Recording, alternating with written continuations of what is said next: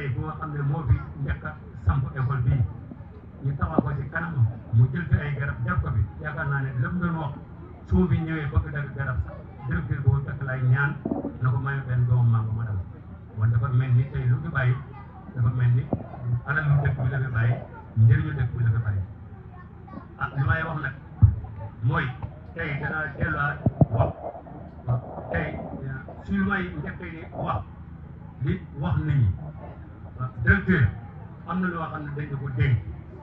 muy si wàllu garab bi loolu kontaan ñu garab yi ñaata la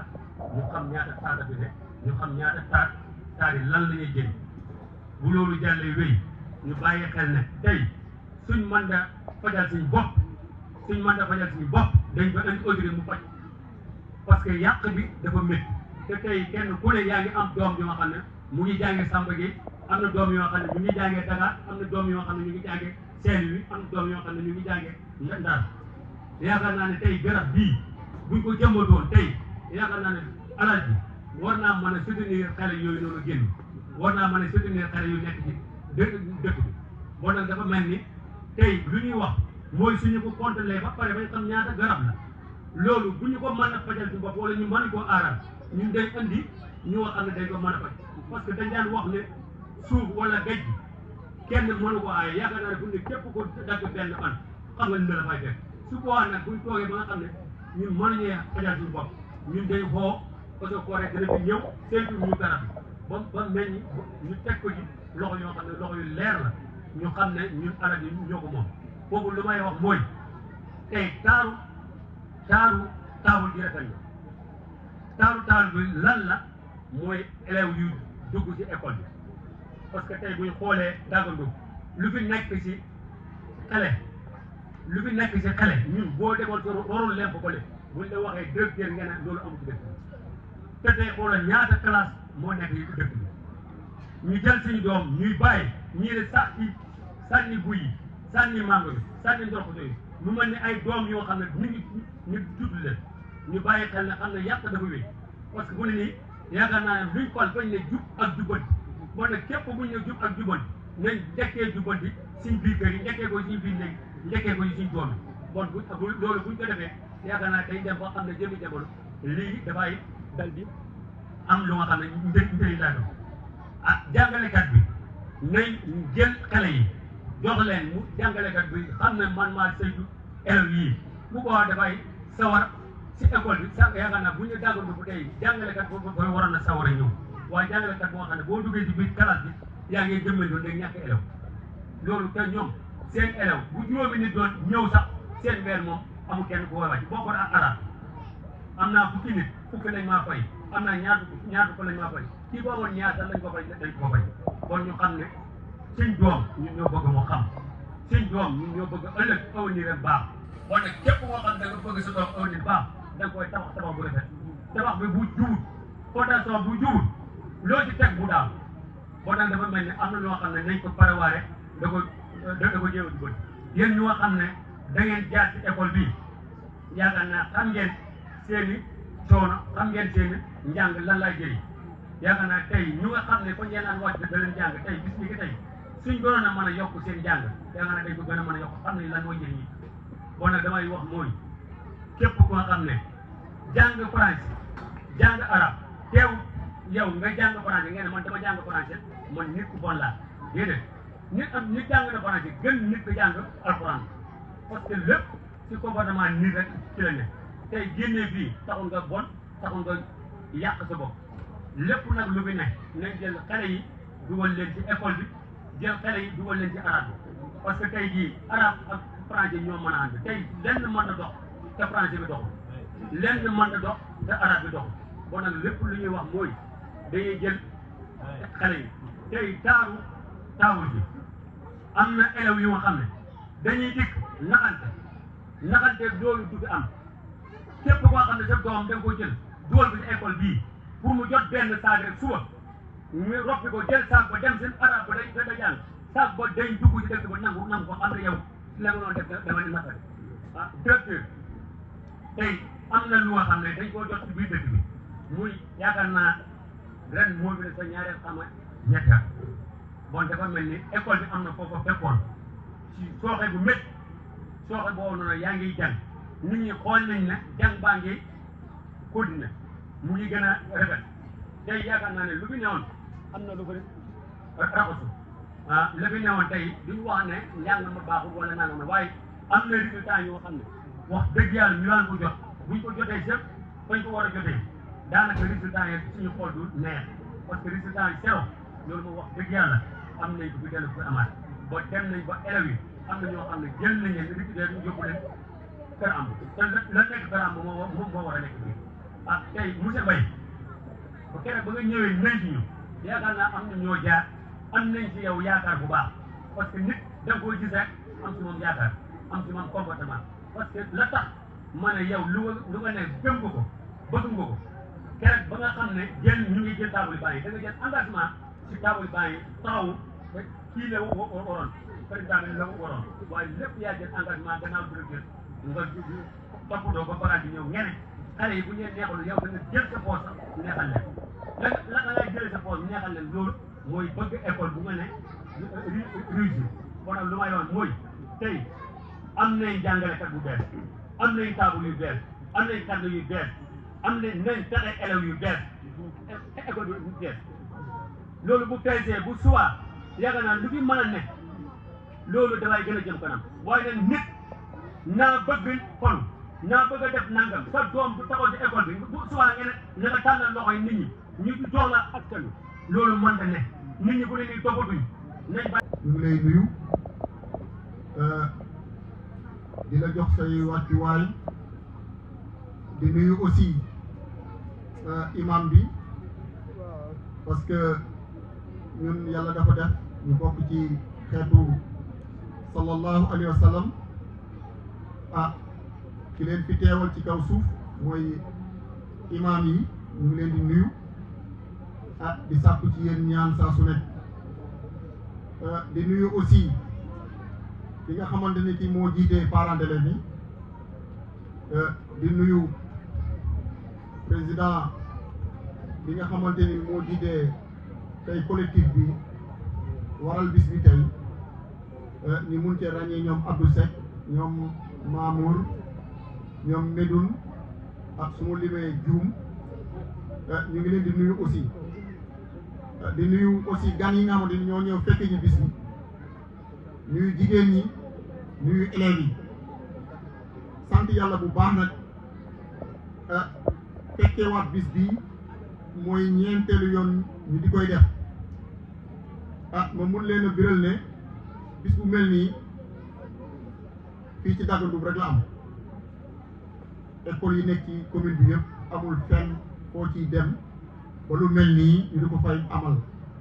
kon lu mel nii bu fi amee dañuy sant yàlla bu baax mais aussi sant ñi nga xamante ni ñoom ñoo ko jëmmal daanaka borom dëkk la ma ca bëggoon a wax yëpp jëmale ko ci parents d'élèves yi wax na ko du ma ci delluwaat président parents d'élèves aussi wax na ko du ma ci delluwaat waaye li ma ciy yokk rek mooy na nga xam ne jamono bi toll na foo xamante ne xam-xam moo ko yor xam-xam moo ko yor am na ku ko wax bu ñu waree jiital du ñu jiital ku xamul parce que bu ñu la jiitalee fii fan la rek la ñuy mujj te monde bi fi mu toll boo jàngul nasaraan yaakaar naa ne say bunt yu bari day tëju nasaraan nag seen jikko moom Sëñ Tuubaa Xaadim Rasuul waxoon na ko nee na bañ nasaraan rek doy na jaamu yàlla kon seen jikko lañ bañ waaye toll nañ ci foo xamante ne bi faw rek xam-xam bi nga xamante ne bi moom lañ fi teg faw ñu jaar ci mun a ubbeeku mun a xam aussi fu ñuy teg suñu tànk mun a defar suñu adduna te képp koo xamante ni kii aussi jànguloo yaakaar naa ne fu ñu mbooloo daje rek ci ginnaaw ngay féeti kon damay ñaaxaat parents d'élèves yi ñu dugal xale yi ñu jàngal leen macha allah école bi ren moom am na soppeeku bu baax a baax a baax a baax ñoom Thierno ak président parent d'élèves yi def nañ ci jéego yu am solo ba njort bi ñu amoon sax pour am ci ay élèves weesu nañ foofu mais nag ba léegi du doy parce que fii fi mën a am ba 40 élèves sax doyul parce que man dama koy faral di wax toujours njàngum tubaab ak njàngum arabe ñaar yu mën a ànd la parce que man yor naa samay doom dañuy xëy français ngoon gi ñu dem jàngi arabe samedi ak dimanche ñu dem jàngi arabe mais bu ñu demee bay def musaara ku ci jël kàddu bu commencé tari rek sa xol day set parce que da ngay xam ne daanaka foo ko lamb rek dana fa wone dara kon nag nañ boole ñaari njàng yëpp xale yi am ñaari xam-xam yëpp buñ leen laajee ci tubaab ñu mën a wax buñ leen laajee ci seen diine aussi ñu mën koo wax dara du ci gàllankoor morom wax kon ñu ngi sant ñëpp bañ a guddal kàddu yi di biral aussi nuyoo. mais lu ñu naan benn ñaar ñett ba jëm si 4e édition yaakaar naa loolu am na tànki kanam ba bu ko defee matériel bi ñëw fi am na du suñu xaalis kese mais xaalisu keneen ak keneen moom lañ boole ñëw ba mu andi mu mën a nekk lii ba tax na tey jii lu ñu bëggoon moo ñu jàllale discours bi d'abord en langue française après ñu jëm koy tënk rek ci wolof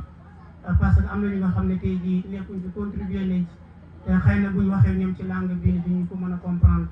moo tax ñu respecté rek foofu ñu gën a jittaaral bis bi ñu ne nañ def discours bi en français ñu jéggal ñu ko après ñu retourné def ko teg ko ci wolof gàttal ko. Monsieur le chef du village de Dagandouf, cher imam et notable du village, monsieur le directeur, chers enseignants, chères autorités et représentants d'autorités, chers invités, chers élèves et étudiants, très chère population, hommes et femmes, jeunes et vieux de Dagandouf. Nous saisissons l'occasion pour vous présenter nos excuses pour le fait d'avoir laissé vos activités afin d'assister à cet événement qui s'inscrit dans notre calendrier annuel et au titre de nos activités phares. Nous la saisissons aussi pour vous souhaiter la bienvenue, chers invités, dans ce village qui se veut un véritable fief de l'éducation des masses. La cérémonie qui nous réunit aujourd'hui marque la 4e édition du concept Un enfant, un sac, initié et matérialisé pour la première fois lors de la rentrée des classes de 2021. Monsieur le chef du village de Dagandouf, vous n'êtes pas sans savoir que la place qu'occupe notre village en termes de développement socio-économique dans la commune de Kersambagay laisse vraiment à désirer. Nous souffrons d'un manque de ressources financières et naturelles pouvant éventuellement permettre aux populations de subvenir à leurs besoins. Mais nous avons des ressources humaines à orienter, à guider, à accompagner et à exploiter. Cependant, en termes de catégorisation des priorités, l'éducation semble toujours être négligée par les populations de Dagandouf. Ce qui fait que la scolarité des enfants, mieux des jeunes filles, est reléguée au second plan, voire même négligée au profit des priorités primaires de survie. Aujourd'hui, 3 sur 10 enfants peinent à aller à l'école, à y rester. Cela s'explique simplement, en dehors des précarités des conditions de vie de la population, par la négligence, la fuite de responsabilité des parents qui auraient dû penser à jouer un rôle dans l'orientation scolaire des enfants, surtout à une éducation tournée vers le numérique. Chers parents et cohabitants, il ne nous faut plus rester enfermés dans nos croyances socio-religieuses pour hypothéquer l'avenir des enfants. Bien vrai que nous devons nous enraciner pour ne pas perdre de repères, il faut par la suite chercher à répondre à l'appel du président poète Léopold Sédar Senghor, enracinement plus ouverture vers le monde extérieur. Ce processus d'intégration universelle ne pourra être réussi qu'en ayant une connaissance transversale, car en en croire aux propos du docteur Abdourahmane Diallo de Karagne, dans ce contexte de mondialisation, les spécialistes sont les plus limités. Et de Serigne Moustapha Sy, nous retenons qu'il est bien beau de connaître faute de tout que de connaître tout d'une chose. Ces propos doivent nous pousser à se demander comment le guide religieux Cheikh Mouhidine Samba Diallo a pu déclarer qu'il sait de la religion chrétienne autant qu'il sache de la religion musulmane.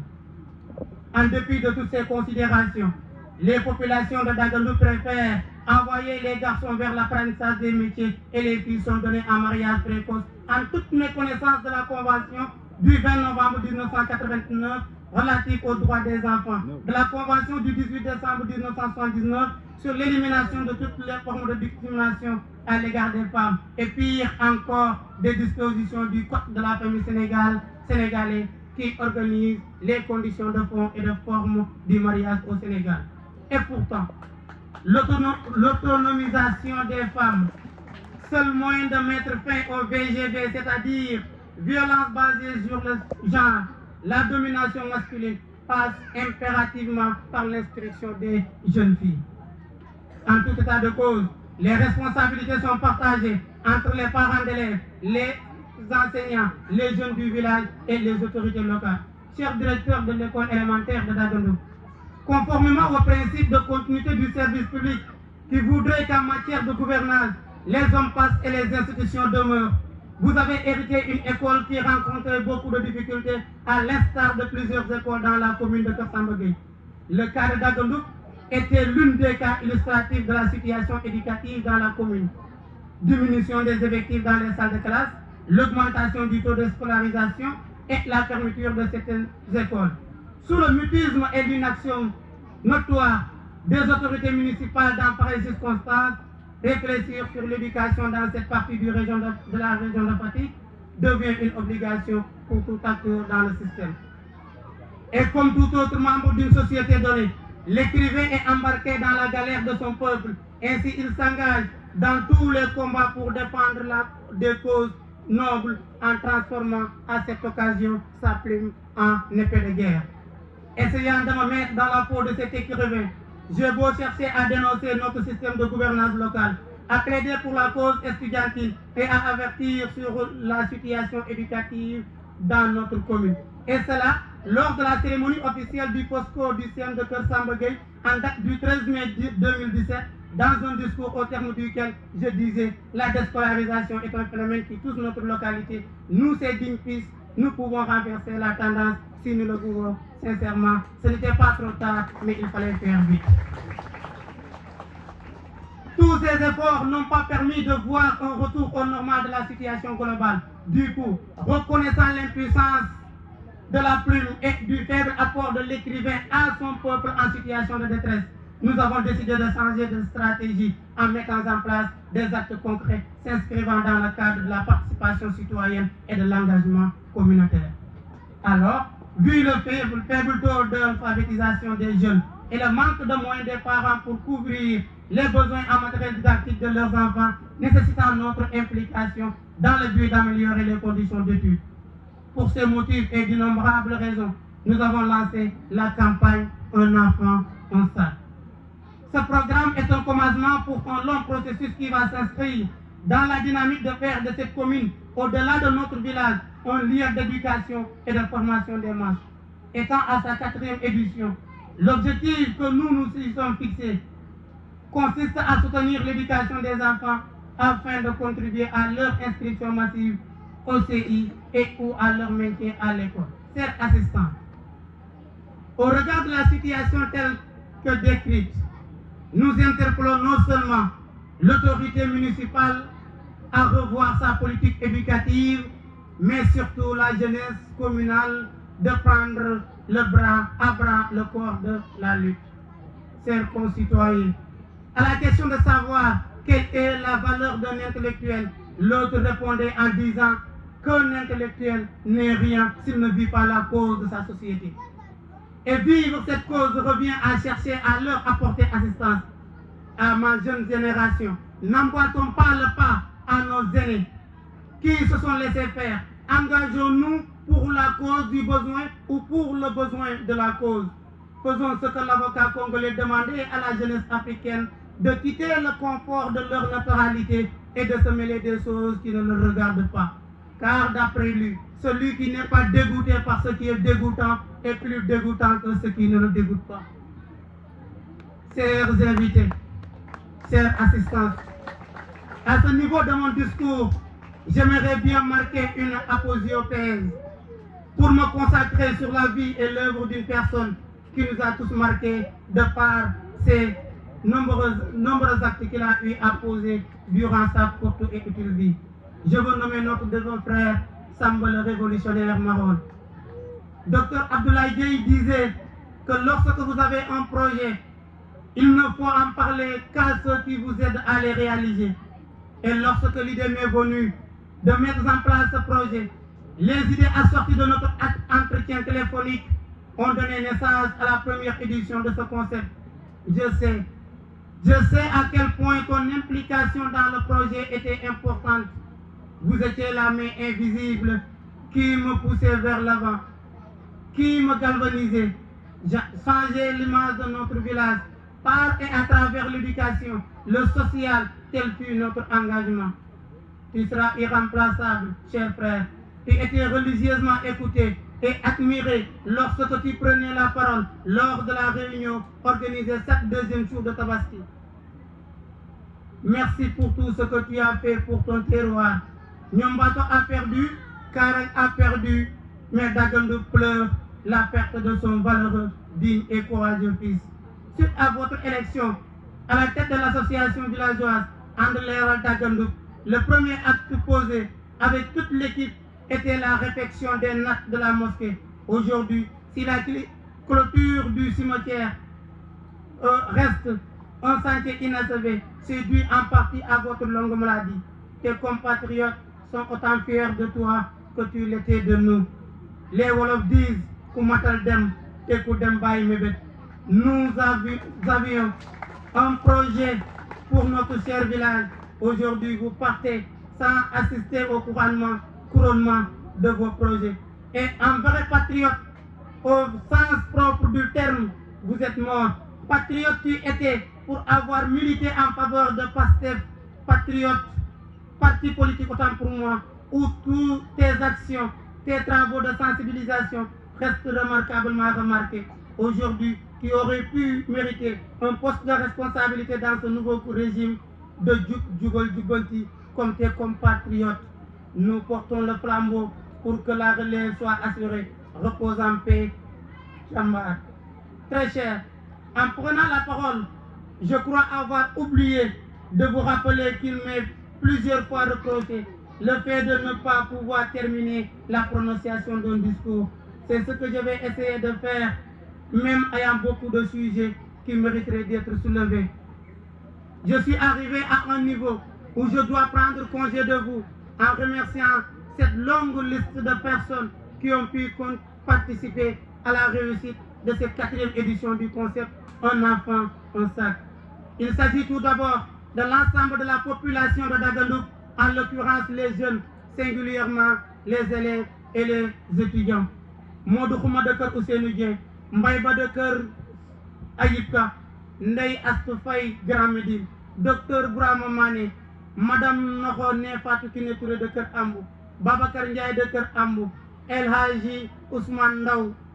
Ndaw et Ami Touré doivent être remerciés comme les premières personnes à avoir contribué financièrement à ce projet. Sans oublier aussi Pape Hassan Dien, l'idéologue,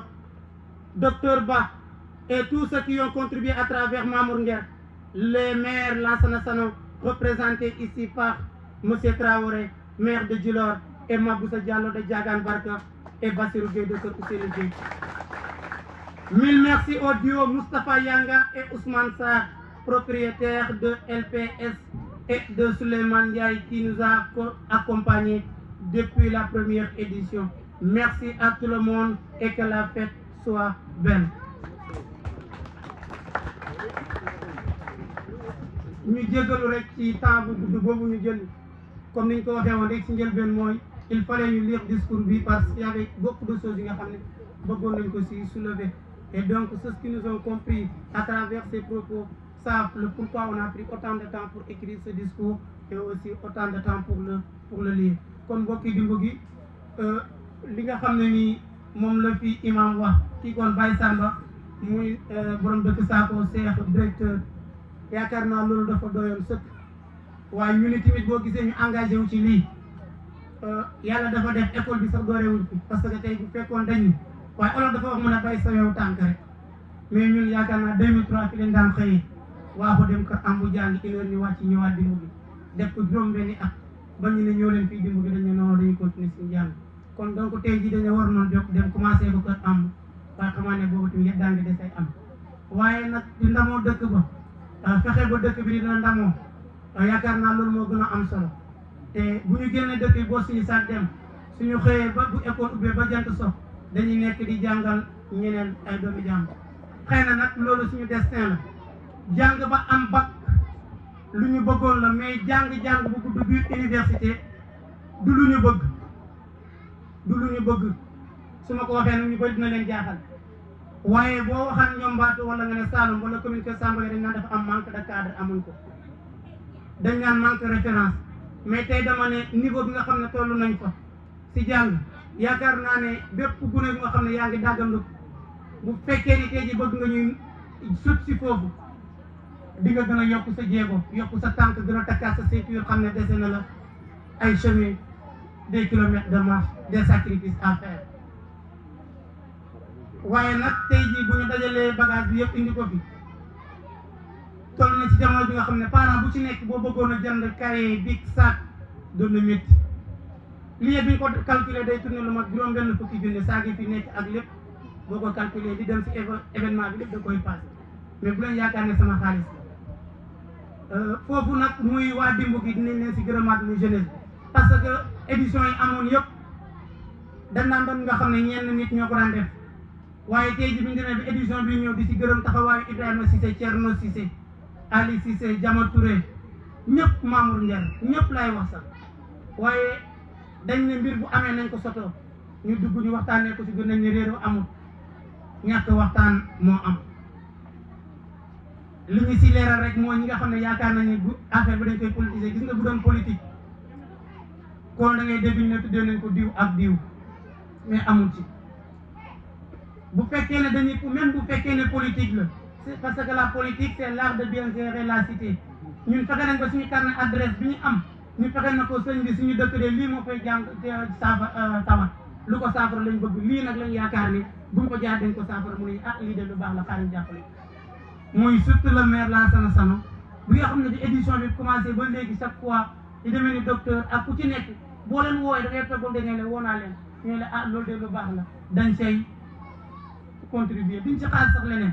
daaw monsieur Niane am na lu ñu fàttali nee na xama bëy bu màttee gan xaj bi si kër bi war nay rus waaye ñun suñu bopp amul lenn lu ñuy politiser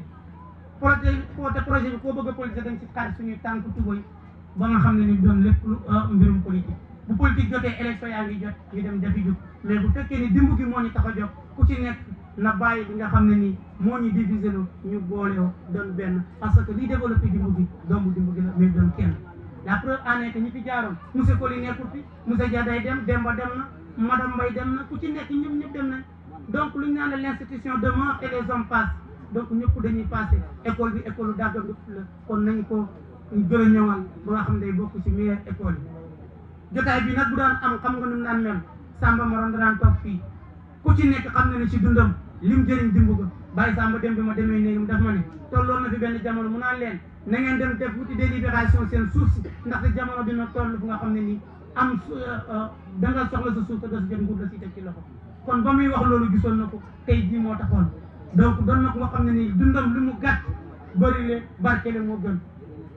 te ba keroog ñu fi jóge ñu ñëpp ñu ko fekk ñu bokkoon ak moom fii nekk ci kaw suuf dañuy fàttaliku Samba Morom rawatina waa Kaarang rawatina waa commune Kër Samba Gueye ak ñëpp donc ñu ngi gërëm ñëpp képp nga xam ne contribué nga ci édition bi 4e édition ñu ngi lay wax ne la jaajëf leen merci donc asalaamaaleykum wa rahmatullah wa barakatuh di rafetlu programme bi ni mu demee di wax ne ñi ngi sant waa Dagandougou yëpp li dalee ci imam chef de village ba ci sénès bi yëpp ñu ngi leen di sant bu baax a baax di leen gërëm di wax ne duñ ci mën a guddal parce que affaire yi lu ñu dikkee dafa xaw a doy waar ci ñun lool mais ñi ngi sant bu baax a baax sénésu Dagandougou sénésu Samba Gueye Kaarang yëpp ñu ngi leen di sant bu baax di leen gërëm di leen wax ne kontaan nañ bu baax a baax ci taxawaay ñun ñi ay mbokkam mënuñu ko jooy ndax ñi nga xam ne ñoom lañ ko bokkal niñ ko jooyee moo tax ñun sañu ñu ko jooy mais ñàkk nañu loo xam ne ni nag xam nañ li mu doon ci ñun mais nag doomu aadama loo am lu mu rëy boo ko ñàkkee tamit nag ko sant yàlla xam ne yàlla moo la ko joxoon amaana tey lim di liggéey mu rafet bu weesu woon fi mu yem nii mun na ko ñaawal ba ñu fàtte la nga xam ne defoon na ko mais dañu sant yàlla bu baax di wax ne muy ñi nga xam ne ñoo ngank programme bi muy Abdou Seck ak ñoom El Hadj Medoune pour ñi mu doon ñëpp ñu ngi leen di sant ñun ñi nga xam ne ñun ñooy famille Samba Mara di leen gërëm di leen wax ne fas nañ yéene fépp koo xamante ni daan ngeen ko ànd ak moom ñun taxaw nañ pour ànd ci ak yéen du intérêt buñ ci soxla du dara luñ ci bëgg mais lépp loo xam ne yéen a ko ciy def fas nañ yéene na ngeen fexe ñu yëg ko ñu fas yéene di ci ànd ak yéen muy ci jëf di doole ak di ko lu mu mën a doon pare nañ pour ànd ko ak yéen parce que koo xam ne ni moom taxawoon na fa tey jamono ji war naa fa mën a taxaw mu ngir lan def na fa ñooñu ñoo xamante ni maanaam famille mu war nañ saa su ne ñu taxaw fa sant leen gërëm leen Samba Moroon li jàmbur yi def ñun ñi ay mbokkam sax mënuñu mais di sant ñëpp di gërëm ñëpp di sant ñi nga xam ne nii tamit ñoo fi teew di wax ne li ngeen def nii rëy na ci ñun lool ndax day loo xamante ni maanaam ay nit bu ngeen di ànd ak nit dem ba gisatu leen ko ngeen koy fàttale ko loolu yaakaar naa ne dara gënu ko rëy ndax tey bu doon koo xamante ni dafa demee woon neneen ak yéen konoon lii tey mun na ñàkk mais ñi ngeen di sant bu baax a baax di leen gërëm di leen wax ne ni kontaan nañ lool kontaan bi fu ñu ko natt rek weesu na ko mais ñi ngi sant di gërëm di ñaan yàlla lii yàlla nañ ko yàgg a def dem ba doomam taxaw fii ëllëg bu ngeen koy def moom mu jël kàddu di ci wax ñu ngi koy ñaan yàlla ñun ñëpp ñu fekkee ko taxaw ci barke Seydina Muhammad dama koy dégg ci lancement bi nga xam ne moo ma yónni ci événement tey nag laay soog a xam ne ñoom dañ doon def événement bu mel nii chaque ouverture depuis 2021 si suba teel la ma woo ne ma dafa am suma benn gone buy di def remise de fourniture kër Samba Gueye sax la moom moo tax ma ñëwee ba Samba Gueye laa ko woo parce que moom waxuma dagandu donc commune bi la ma doon préciser donc nee na daal comme toujours boo si nekkee yéegal ko li mu mën dina ko def comme toujours voilà donc li ci des nag sama participation ci ay encouragement ak ay jaajëf parce que nit tam bu defee dara ne ko jërëjëf lii ñu teg fii ci table bi boo ko estimé comme ni nga ko waxee téeméeri junne bi teg am na ñu ko doon am nekk xale ci dëkk dañ koy organiser tournoi football moo fi ëpp sax jamono yi donc di ñaan di woo ñëpp jeunesse bi yëpp ñuy am maanaam lu ñuy organiser si ñuy dëkk ñuy def yu objectif yi nga xam ne xale yi dina leen attiré ndax ñii am na ñoo xam ne buñ ko jotee déwén mooy andi si li fii kàddu yi fi jóge ci chef de village jóge ci imam jóge ci président parent d'élève jóge ci directeur de l'école jóge ci ñi fi jaar ñëpp rafetlu naa ko kàddu yi mat na mënuma ci woon teg dara sax waaye kàddu yi ma yëg ci kàddu nuyoo la présenté wu gan laa fi yàgg naa gan laa nag ci dëkk bi waaye du ma gan ci métier bi ndax ñaar fukki at ak ñaar maa ngi yor kere di jàngale yor naa école yorete ko te it ci gox bi laa dëkk ndax samay waajur mu ngi juddoo Fatick lu ko nekk sama baay fa la juddoo ki jur sama baay fa la juddoo ki ko jur fa la juddoo kon doomi gox bi laa balaa ma demati ci dara dinaa rendre hommage ñi fi bàyyeeku nga xam ne ñoom ñoo sumb liggéey bii comme toll bi tey yàlla na leen yàlla xaare àjjana booyal ko suuf seen kaw wax ji mënul bari nag mënul bari parce que ñun ay techniciens lañ ñun ay jàngalekat lañ fu ñuy xaaree mooy ci classe yeeg xale yi nu ñu yoree xale yi nu ngeen di joxe xam-xam nu ngeen di tàggatee résultat yi fa la ñuy nattee loolu yëpp loolu mooy suñu rôle ñun suñu devoir mais nag dañoo bokk ci communauté bi kon bañ ne léegi l'école moom communauté bi yëpp ci bokk kenn mënuñu ci génne suñ fi dee ganit nañ ci dugal suñu loxo nañ def suñu kéemtalaay kattan loolu daal mooy ci gàttal li ma bëggoon a wax rek ne man yàgg naa relever ay défi du fii la tàmbali man li ma gën a neex si liggéey sax mooy nga ñëw fekk bërëb ñu ne li fi sooxe bëri na ma def ci sama kéemtalaay kàttan li ma ci mën man sama wàll ba boo fa defee ay at soo ko bëggee jóge sax ñu dem inspection bi ne waa ji teel leen ñu ko man loolu laa xam waaw dama ko def jaar naa fenn def ko defaat jaaraat feneen def ko waaw du damay tagg sama bopp nag mais damaa xam sama bopp ci liggéey man liggéey boolewuma ko lenn boolewuma ko benn jaaxal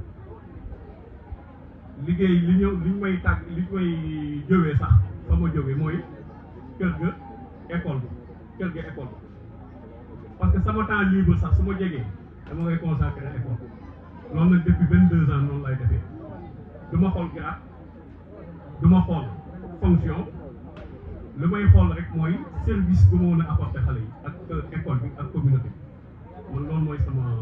sama devise man loolu laa xam fii nag ñëw naa fi ren li ma fekk fii ci école bi xam naa ne fii yaa un existant am na lu fi ne fii école bii soo xoolee ñeenti classe ñu clôturé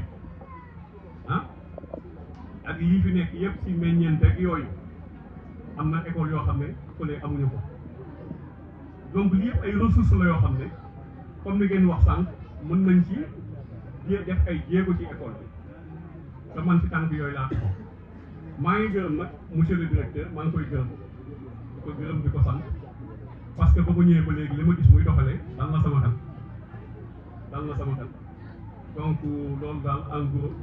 laa mënoon wax di ñaan ngeen jàpp ci rek ñun suñu wàll ci classe yi ñu def ko communauté bi la ko wàllam ci école bi mu def ko parce que lii témoigné na ko lii rafetlu nañ ko te lii it action la yoo xam ne ñu ngi leen di ñaan ngeen di koy saxal bu déwénee lii ñu am nii ñu am lu ëpp lii xale yi gën a yokk ci école bi résultat yi gën a siiw waaw loolu daal la ñu amoon ci ñi kàddu yi gàtt ndax soññe daa mënta dëkk soññe ki xamut lañ koy def mbaa ci fàtte waaye mënta dëkk bu dëkkee leneen lu ca ñëwati tegee ak xaste lay doon mbaa mun doon am jumte boo xam ne borom dëkkoo tey bañ ko def muy gor bu rendee gor fees muy baatu cant ci dayo yi mu am muy baatu lu yàgg dëgg la ba ko tëj nag mooy baati am ko te xamoo ko ñàkk ko te am ko astafurlah ñàkk ko te xam ko moo ko gën buñ delloo ci gor bu rendee gor fees mooy seen tuut tànk yi ngeen dugaloon ci école yi jëndal leen i saak xeebuñu woon yéemuñu woon ñuy góorgóorlu di dem di jàng ba yàlla suñu borom sutural leen ñu am ci luñ jàpp wa ilaa buñ amul ci luñ jàpp it am nañ ci loxo buñ mën a jàpp bañ jotali leen lii ñëw fàttaliku seen i dëkk fàttaliku seen i cosaan te duñ ko mës a fàtte nañuy bàyyi nag bu nit jëfee mbir yu mel nii ñu ne day politique maa day ku ko gëm nit ki ci jëf lañ lay gëmee du ci kaddu kon ñoom dañoo jëf fan lañ wax ña def ci wax nag bu dee fan la nga war a nekk di wax desa dak sa wax ndax Cheikh Ibrahima Fall daf ñu ne woon dinañ dem ba jëmmi jamono dinañ jël wax di koy yëkkati ba mu bëgg a tolloog jëf waaye yéen damaa leen digal ngeen sax ci jëf may xaar ba ëllëg yàlla suñu borom fay wax ay jëf kon la waxkat yi wax yéen ngeen a jëf gor bu rendee gor fees moo ñoom buñ defee ba tëral jikkoon ñoo xamante ne xamal nañ seen bopp ne ñoom ba ñuy jàngi baati jaajo sax mën naa ñàkk a jóge ci seen lamañ jëm ci ñoom big jógewu ci ñoom dem ci ñoom ñu yor njabooti ñëw ñëpp xajjalewuñu amul benn saak bu ñu naan Abdou mi ñu jiite de doomi këram bi saakam baa gën a seen saaki diw lépp lañ ko lale bi mu mat lan la gor di feesee mooy fexe ba école bii jëm kanam ci ay élèves politique ñu campagne ñu wuutu ñuy élèves waaye dagandu ci lii fi am te mosul am fenn seeni jëfa waroon wane ne li fi am comme amul fenn lii am ci école bii du am ci benn école ci seeni dugal yi gone li fi ne ci gone xëy ci école bii wax dëgg moom fa mu yokk muy benn ak cant boo ko waxee ci lamiñ ne ko jaajëf baax na lool ndax bañ a fa teetaa nga koy wax ci lamiñ waaye balaa muy gën ci lamiñ bi xol baa war a jiitu mooy yéene ba boobu bu paree nag jëf doo ngay sant ndax ñett doo lañ fi nawee nit ñi ku fi ne ci kaw suuf ñett lañ ñanawe doole alal xam-xam sa doole ji ne yàlla suñu borom dimbalee day ci dimbale jaam ñi ci sa doole jooju yaa xam dañoo am santaane ci seen tool yaa xam da ngay romb mag muy yëkkati dara te antal ko moo xam waaye loolu nga leen mën a dimbali yaa ngi sant ñaareelu cant gi mooy nga am xam-xam li ngeen wax sànq ne élèves yi fi nekkoon dañ doon def ay cours de vacances xam-xam bañ amoon fee sant ñu ko ndax dañoo dellusiwaat di ko joxaat njaboot bi kon ñu ngi sant ñu leen ko defoon di sant yàlla suñu borom mi leen di bàyyi alal ji mooy lii ngeen gis nii lu weesu lii leneen loo ca def puukare da nga ci teg taxaw ñu lay woy ngay baatare ka ngay jox dong ngay jox waaye joxoo yëpp lii nag mooy jox ñëpp te lii mooy sant baati sant nag bu tëddee ba demee boor mu des nag am ko te xamoo ko xam ko te ñàkk ko moo ko gën da ngeen am nag lu ngeen xamul mooy seen tuut tànk yi ngeen jàppee woon i doom jàppe leen ni gone ba tey gone ngeen leen jàppee muy benn wa ilaa bu ngeen leen jàppeewul gone it jàppee ngeen leen doom te doom bu demee bay def lu weesu xeli baay place bay lay toog gone bu defee bay def lii place bay lay toog lii ay homme politique lañ doon xaare lii ñi xëccoo réew mi lañ doon xaare lii ku bëgg ndomb penk lañ doon xaare ku bëgg ñu jaajëfal la woote la lañ doon xaare waaye ñi bëgguñ ci tur bëgguñ ci xàmmee bëgguñ ci bës bëgguñ ci dara seen tur di feeñ ci biir discours am bi ko wax damay bind di naqarlu ci biir mbind mi bind naa bàyyi mbind mi def lu gën a gaaw mbind mooy jëf waaye jëf jii ñi mu filmé ñoo ko dimbali néew nañ par rapport ak ni mu ko defee ak jëf ji mu ko defee wax ma ngeen xam leen yéen xam jëf ji mooy solo boo xamee jëf ji dañ ciy fexe ba yow sa bopp ak keneen ku ko mën di dégg nga mën di koy puukare yow foo mën ci ne waaye nit ñi puukare yow mbir mënuñu ko réyal mbir mënuñu ko kaa lañ mën a réyal gis nga li ngeen jëf ju baax nii du génn fii bii mën a yekkee guluma waaye parce que Cheikhul Khadim kenn ci yéen bu defoon benn ñum te bu dot tey jii balaa seconde bii pare nii yow moo la gis nga xaar bu def waaw ana lu tax nag lu bon buñ ko defee ñëpp bëgg koo yëg lu baax ñu bëgg koo lës na sax sama naqar xool lii fii rek la ne suñuy tene kuy saaga la ñuy jox muy jox kuy wax lu bon la ñuy wax muy jox kuy xaste la ñuy jox muy jox waaye yéen ñii lañ waroon teg seen TV teg leen 2S teg leen ñëpp ne leen étudiants ya jàngee woon ca Dagandou ñu ne fan la Dagandou nekk ñu ne communiqué Samba Gueye siggi ñu ne côté Karang siggi ñu ne romb nga Sokone siggi région de Fatick siggi ñu ne kon biir Sénégal siggi waat ndax école boo mosoon den ñu koy def te tubaab ba ko daan def ndax tubaab dañ ko yaakaari alal waaye nit ñu daaw koon defee nii kon yéen yaay booy yéen baay booy nga xamante ne amee ngeen doom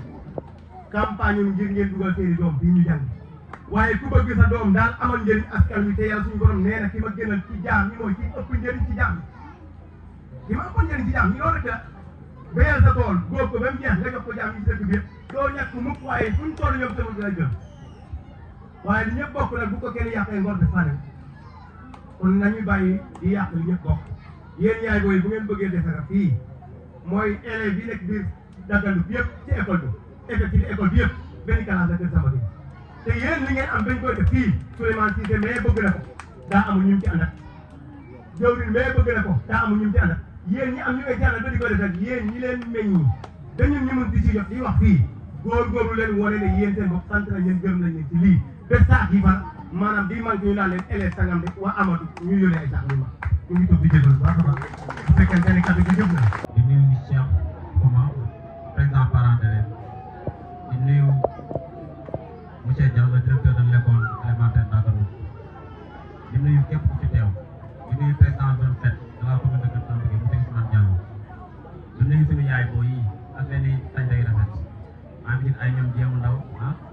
ay ñoom Kadi Diatta ñoom ñëpp macha allah di nuyu ñëpp di nuyu bépp kilifa bu xam ne yaa ngi teew fii maa ngi lay nuyu waaw li ma ciy wax nag daanaka wax ji moom li mu mos a ñaan wàllu kii rek boobu lay war a tëj wax parce que ñaan wax na leen di wax ne bon bii mooy 4e édition bi mi am maanaam ren mooy ñeenteelu at ñuy def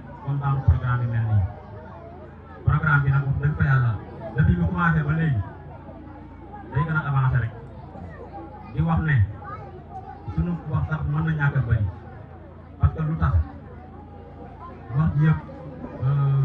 gars yi wax ne ma li gën a ñaaxal rek ñi ñuy ñaax mooy parents d'élèves bi dañuy ñaax yàlla xam na ne jeunesse bi dimbali lim mën ci dimbale ay rakam ëpp na lii de mais dañoo gisul peut-être dañoo gisul lu ko jar loolu moo tax ñu ngi ñaan yàlla ñu ngi leen ñaan ngir yàlla ngeen di dugal xale yi ñu jàng dugal leen xale yi ñu jàng yéen jigéen ñi laay waxal sax parce que léegi daanaka góor ñi moom jigéen ñoo yor tey góor ñaa ngi ci àll bi dëkk dugal leen xale yi ñu jàng jàng baax na de baax na am na solo am na njëriñ man sama bopp laa joxe exemple man sama bopp rek doy na exemple parce que man ñëpp xam na ne ma sonne ci jàng kii ma dugal jàng borom dëkk moo ngi nii directeur ma dugal jàng de mu ngi nii parce que boobu amagul tout temps boo xam ne ni jot na dugg école man papa jox ma ko ma nekk ci moom ma dugal jàng bi may jàng yaakaar naa ne dañoo teg ci leen mënoon teg ci ma yóbbu sàmm gi mu yàgg trop ma nekk ci góorgóorlu jàngee bi ba dem Kaolack bu ngeen Kaolack dem ni def yàlla def tey maa ngi liggéey loolu yëpp tey naa ci sant yàlla de mais moom tamit naa ko ci sant ci samay waajur tamit lii sama yaay ak sama papa di sant samay grand yëpp waaw di leen wax ne école bi nu mel nii classe bi nga tabaxee ba léegi classe yi ñoo fi nekk te am na classe xam ne sax amul élève lan moo waral loolu nit ñi wax neen ba sonn yaa ngi dégg daaru Cerno gi daaru Abdou Seck gi dugg leen ci kër yi daaru Assane Touré gi def wax neen ba sonn ngir yàlla dugal leen xale ñu jàng xale bu jàngul ëllëg mën na def lu xam ne nii du la neex xale bu jàngul ëllëg tey mën na jënd def lu xam ne nii du la neex te dañoo nekk jamono ju xam ne nii ku jàngul ku ne yow ak xar yi yéen a yem ku jàngul ku ne laa wax yow ak xar yi yéen a yem dugal leen xale yi ñu jàng encore une fois dugal leen xale yi ñu jàng waaw beneen bi mooy jeune bi biñ ko daan def dañ ci doon ànd ak suñu xarit suñu frère yi Samba Morom man moom mënu wax ci Samba wax dëgg ko yàlla parce que mel neen lu xam ne nii doo dugg ci wax di waxal waaw mu nekkoon nga xam ne nii programme bi fu mu amee am ñun ñoo fi ànd ñëw def lépp man ci Samba laa njëkk a dem vacance Gambie man mel noonu Samba Morom ñoo njëkk a dugg vacance Gambie fii nii c'était en 2007 boobu xam nga ne man moom ci jaar bëri na mu nekkoon nga xam ne nii jeune bu xam ne nii tey amoon nañ jot ne bu nekkoon ne ministre élection député yi ñuy tey moo nekkoon investir mu nekk député du département loolu ñun am nañ ci jot bu baax a baax waaye nag yàlla moom lu mu def rek dañ ci ànd ak moom en tant que jullit waaw ñu koy ñaanal ci nekk dënal ko fi mu jógee mu nekkoon ko xam ne tey ñëpp ko jooy ñëpp ñuy Kaarang ñuy Dindiri ñuy département Koungheul ñëpp ko jooy beneen cas bi mooy ñëwee mooy ay remerciement rek remercier mooy les élèves et étudiants de Dagana comme ni ko Abdou Seck waxee képp ku xam ne ni tey participé nga ci ñu ngi lay gërëm di gërëm Oustaz Nguer def na ci ay démarches yu am solo day dégg ñoom Assane Touré ñoom Oustaz Ndaara ñoom Djuka ñoom Mali ñëpp mu xam ne nii am ñoo xam ne nii teewuñu mais teewal leen ñoom ñu ngi ci waaw may jeexalee ci remerciement yi may remercier encore Souleymane Cissé ñi suñu xarit suñu frère suñu lépp bi nga xam ne fiy jógee xam ay ñoom jim kër daal ku lim jum daal président zone 7 ñu ngi lay remercier bu baax a baax di remercier tamit le représentant du maire Lassana Sall ñu ngi koy remercier bu baax a baax directeur école bi sa école la de te xam nañ démarche yi ngay def wax dëgg fa yàlla ñu ngi koy gis jàngale si nag damay wax ne yomb jàngale ci village bi c'est très difficile waaw mais malgré tout ça gis ngeen sacrifice yi ngay def ñu ngi koy gis bu baax a baax parce que depuis nga ñëw bi tamit école bi mu ngi gis changement bi loolu ñu ngi koy rafetlu di wax monsieur Mbaye sooy les bienvenus yaakaar naa ñëw ci dëkk bu xam ne nii ay turisteurs fa nekk ak ay jigéen ñi moom yaakaar naa di nga dal jàmm bu baax dégg nga waaw xam naa ne duñ lekk bàyyi la duñ naan bàyyi la waaw loolu moom am na ko wax en tout cas daal maa ñoo ngi remercier ñëpp waaw ku lim juum dëgg yàlla tamit di leen beral nuyoo encore une fois mooy sama mbokku jàngalekat yi nga xam ne ku ne xam na ne ay missionnaire lañ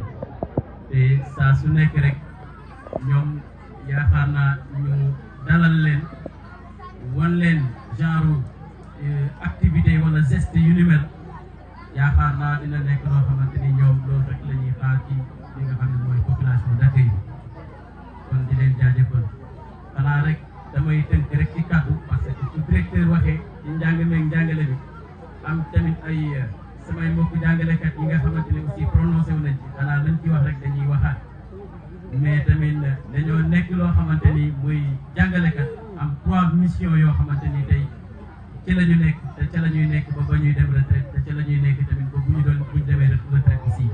muy lan mooy dañoo am benn mission boo xam ne c'est une mission éducative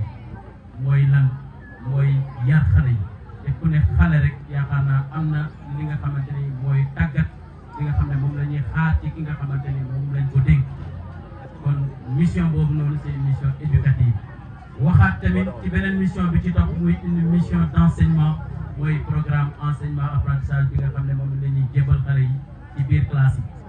amaat encore beneen troisième mission muy une mission d'accompagnement parce que yaakaar naa kilifa wala sunu papa yi sunu yaay jël seen xale dénk la ko yaakaar naa doo yem ci njàngale mi rek ak defal lii bàyyi lii waaye da nga koy nekkaat encore mu am benn suivi maanaam di ko tegtal di ko wax sax moom mooy jur li nga xam ne mu ngi ci xale bi te ki nga xamante mu ngi yeewoo ci kër gi sax xamul ne temps bi wala lii nii moo ngi ci xale bi kon mission yooyu la ñu am te ci la ñuy nekk incha allahu rabbi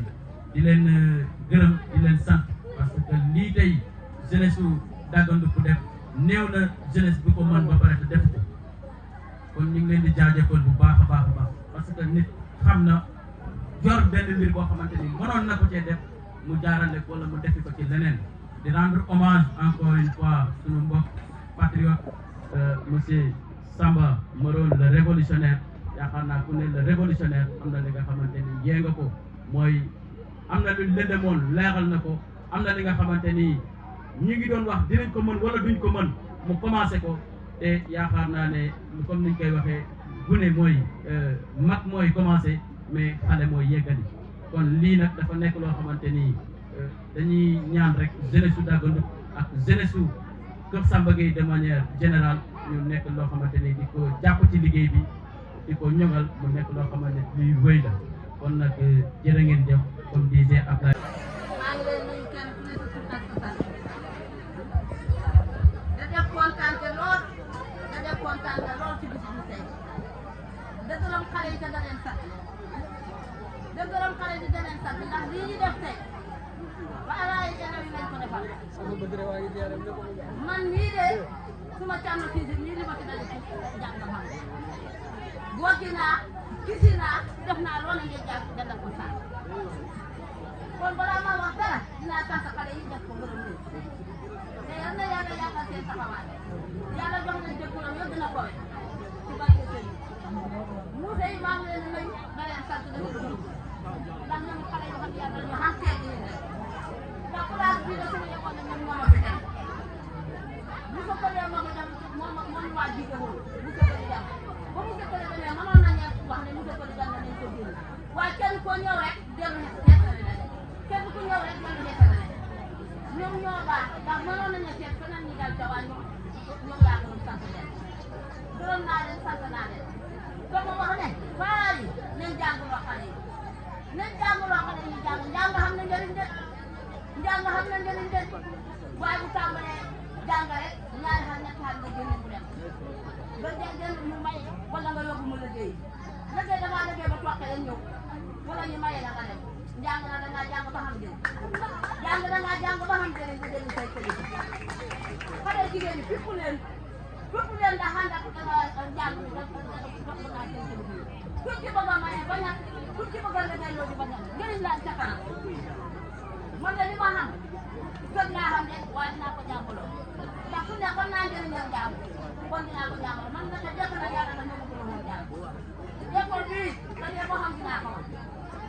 sama ñàkk sonn naa ci ne école bii sonn naa ci man nit ñi poussé toujours bi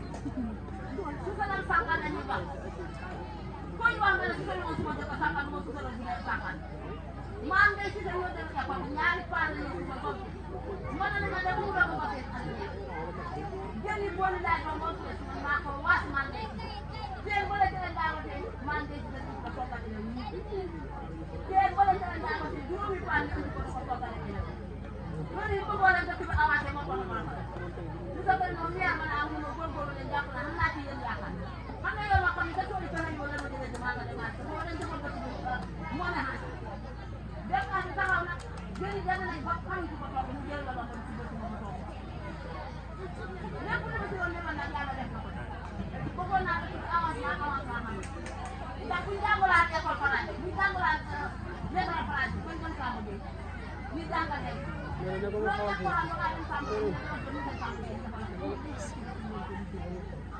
kon nañ góorgóorlu